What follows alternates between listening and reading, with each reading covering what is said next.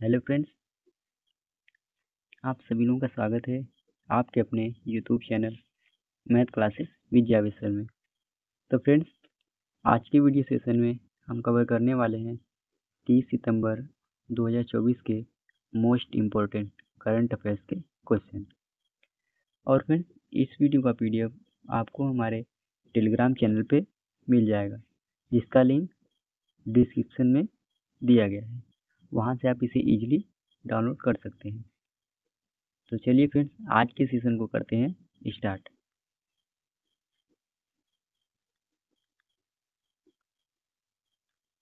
तो फ्रेंड्स, पहले हम लोग जो कि पिछले दिन के करंट अफेयर्स का क्विक रिवीजन कर लेते हैं। जिसमें पहला है, वायुसेना के नए उप प्रमुख कौन बने हैं? तो एसपी धारकर वायुसेना के नए उप प्रमुख बने हैं। अगला है, डीआरडीओ और किस संसाधन ने हल्के बुलेट प्रूफ जैकेट अभेद को विकसित किया है?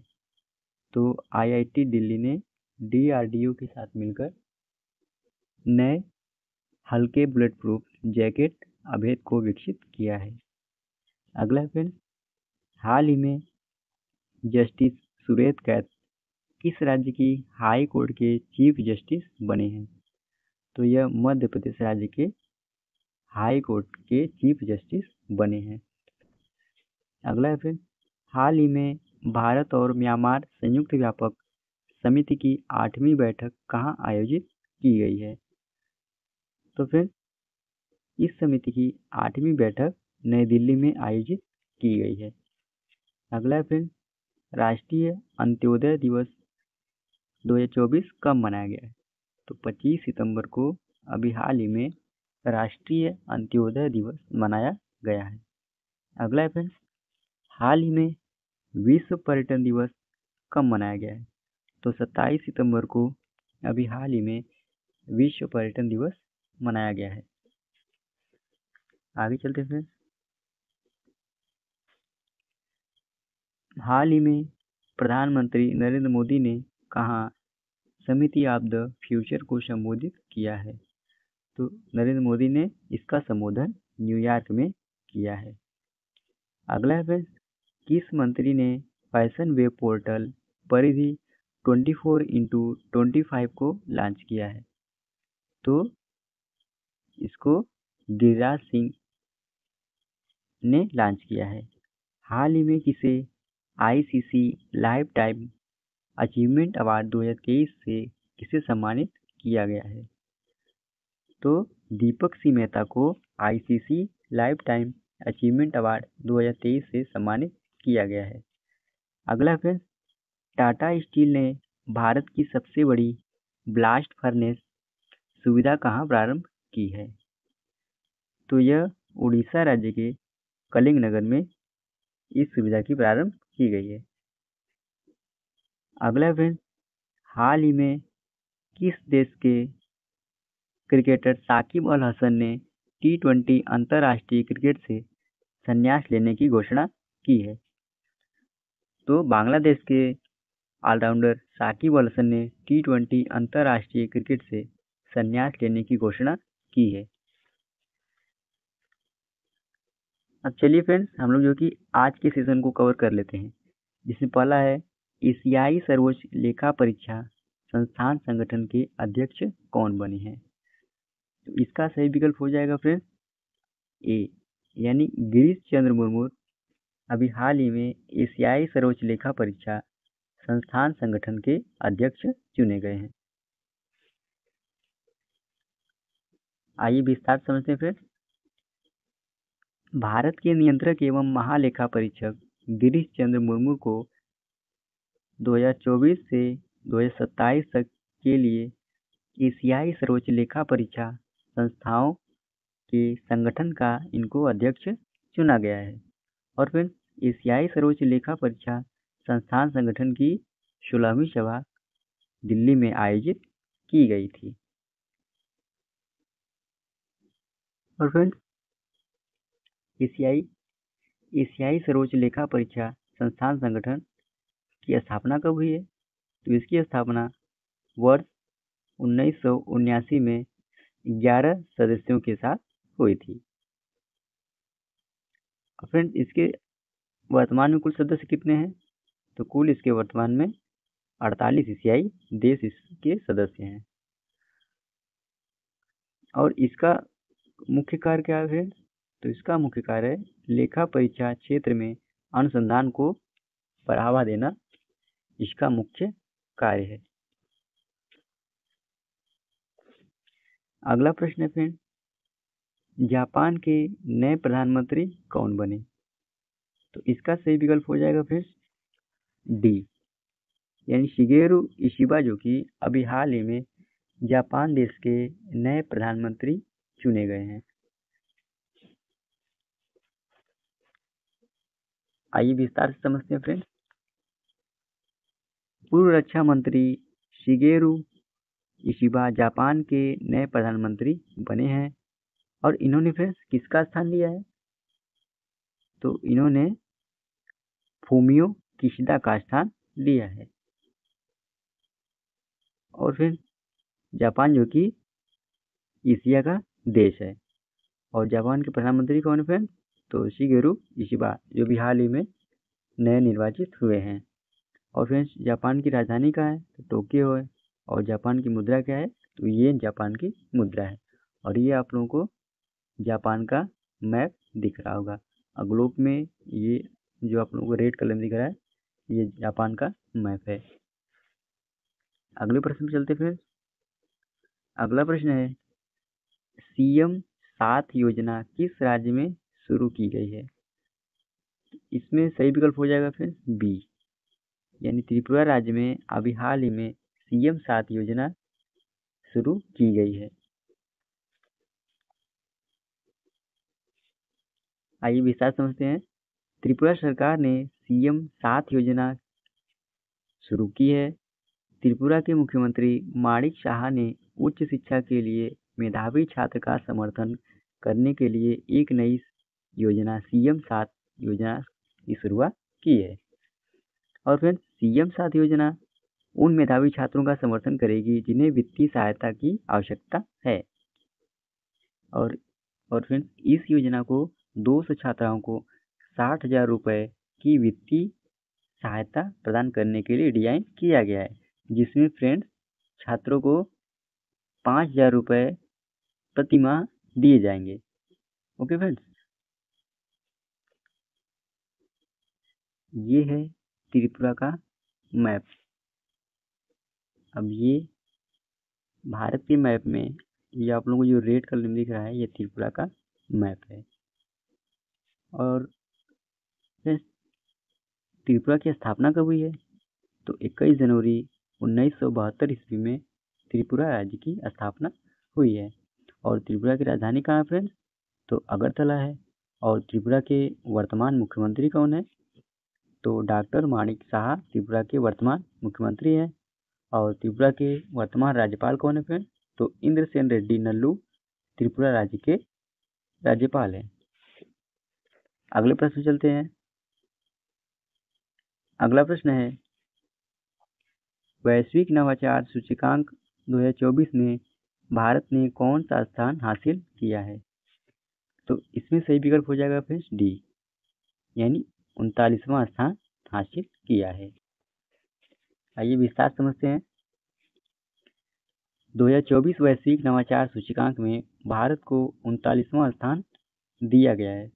और इस सूचकांक में देश को उनकी नवाचार गुणों के आधार पर रेटिंग दी गई है।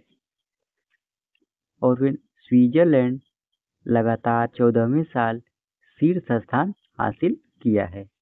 ओके फ्रेंड्स, और फिर पिछले 2023 संस्करण में भारत का विश्व में 40वां स्थान था और 2024 में भारत को 39वां स्थान प्राप्त हुआ। ओके फ्रेंड्स, और फ्रेंड्स 2024 वैश्विक नवाचार सूचकांक ये चौथा संस्करण था फ्रेंड, तो यह 17वां संस्करण था। और जारीकर्ता कौन था फ्रेंड?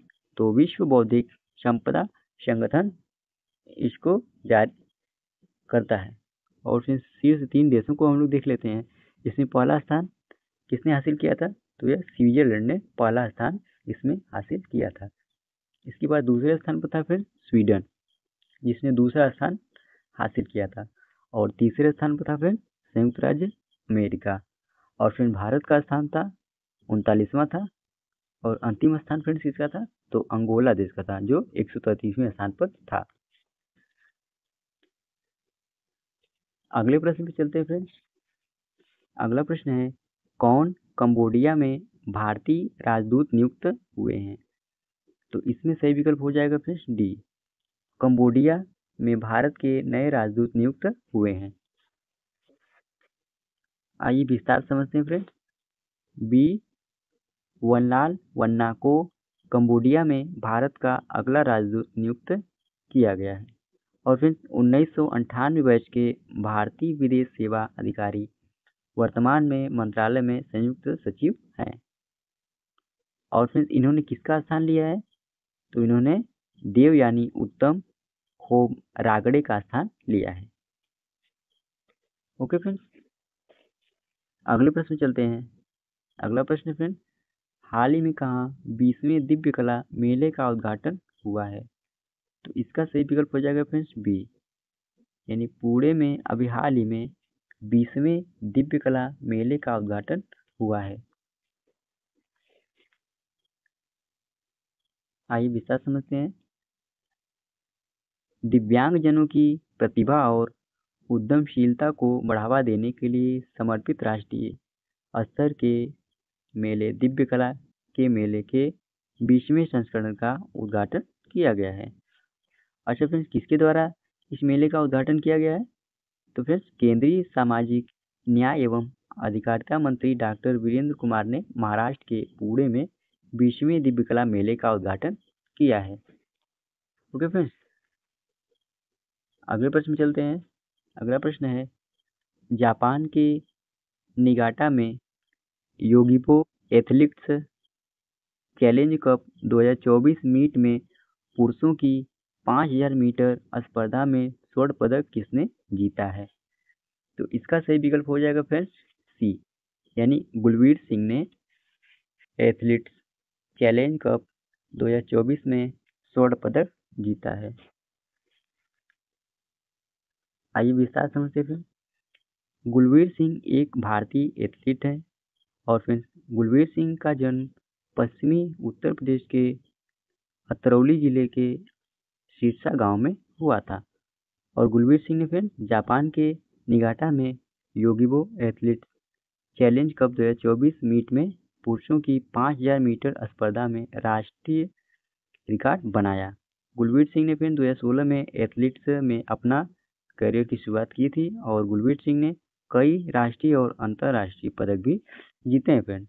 और गुलवीर सिंह 62वीं राष्ट्रीय inter state senior athlete championship में 5 किलोमीटर की दौड़ में गोल्ड मेडल इन्होंने हासिल किया था। और फिर गुलवीर सिंह के नाम भारत का पुरुष 10,000 मीटर का राष्ट्रीय रिकॉर्ड इनके नाम है। अगले प्रश्न पे चलते हैं।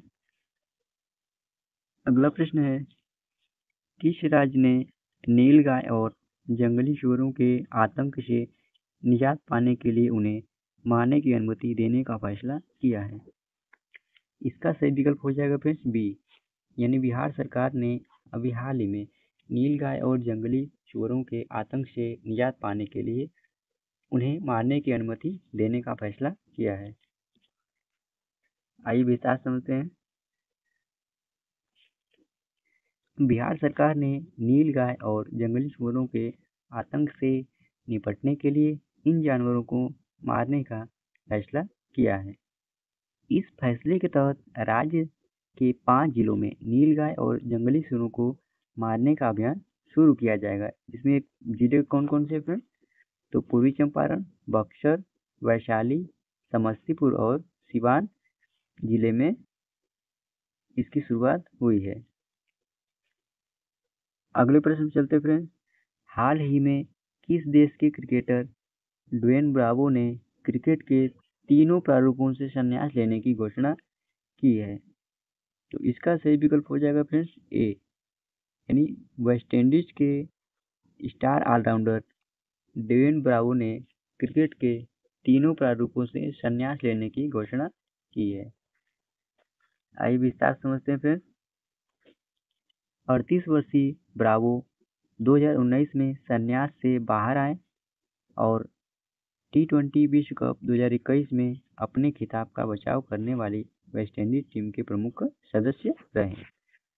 और फिर डेन ब्रावो कुल मिलाकर T20 प्रारूप में 500 से अधिक मैच खेले हैं और ब्रावो ने फ्रेंड्स 400 टेस्ट में 31.42 की औसत से 2200 रन बनाए और 86 विकेट लिए उन्होंने। फ्रेंड्स उनके नाम 164 एक दिवसीय मैचों में 2968 रन और 199 विकेट हैं। अगला प्रश्न फ्रेंड्स, हाल ही में 29 सितंबर को कौन सा दिवस मनाया गया है? तो इसमें सही विकल्प हो जाएगा फ्रेंड्स ए, यानी विश्व हृदय दिवस 29 सितंबर को अभी हाल ही में मनाया गया है। आइए विस्तार समझते हैं। हर साल 29 सितंबर को विश्व हृदय दिवस मनाया जाता है और फिर इसका मुख्य उद्देश्य क्या है? तो इसका मुख्य उद्देश्य है हृदय रोग और इससे संबंधित बीमारियों के बारे में जागरूकता बढ़ाने और इसके रोकथाम को लेकर लोगों को शिक्षित करना इसका मुख्य उद्देश्य है। और फिर वर्ष 2024 की थीम क्या है? तो वर्ष 2024 की थीम है यूज हार्ट फॉर एक्शन। और पहली बार विश्व हृदय दिवस कब मनाया गया था फिर? तो पहली बार विश्व हृदय दिवस सन 2000 में मनाया गया था। ओके फ्रेंड्स, अब फ्रेंड्स हम लोग जो कि 30 सितंबर 2024 के करंट अफेयर्स का क्विक रिवीजन कर लेते हैं। जिसमें पहला है, हाल ही में भारत और किस देश ने द्विपक्षीय निवेश संधि पर हस्ताक्षर किए हैं? तो उज्बेकिस्तान ने इस पर हस्ताक्षर किए हैं। अगला फ्रेंड्स, रक्षा मंत्री राजनाथ सिंह ने हाल ही में किस शहर में सैनिक स्कूल का उद्घाटन किया? तो इन्होंने जयपुर में इसका उद्घाटन किया। और friends under 20 Saif football championship का खिताब किसने जीता है? तो इसको बांग्लादेश ने जीता है। अगला फ्रेंड्स, हाल ही में अनुभव पुरस्कार किसके द्वारा प्रदान किया गया है? तो यह पेंशन और पेंशनभोगी कल्याण विभाग द्वारा प्रदान किया गया है। अगला फ्रेंड्स, केंद्रीय सड़क परिवहन और राजमार्ग मंत्री नितिन गडकरी ने कहा ऑक्सीजन बर्ड पार्क का लोकार्पण किया है? तो इन्होंने नागपुर में इसका लोकार्पण किया है। आगे चलते फिर। अगला है, केंद्रीय मंत्रिमंडल ने पूर्वोत्तर राज्यों में जल विद्युत परियोजना के लिए कितने करोड़ रुपए मंजूर किए हैं? तो 4136 करोड़ रुपए मंजूर किए हैं। अगला फिर, शिगेरू इशिबा किस देश के अगले प्रधानमंत्री बने? तो यह जापान देश के बने हैं। अगला फिर, खाकी में स्थितज्ञ पुस्तक किसने लिखी है?